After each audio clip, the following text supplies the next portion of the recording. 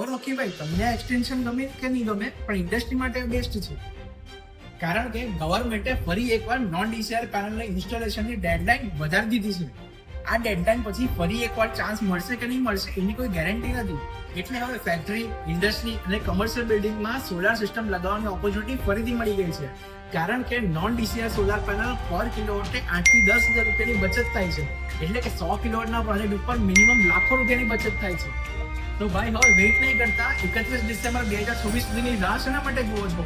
તો આજે જ નોન ડીસીઆર પેનલ સાથે તમારો સોલાર પ્રોજેક્ટ શરૂ કરો અને એક્સટેન્શનનો ફૂલ લાભ લઈ લો.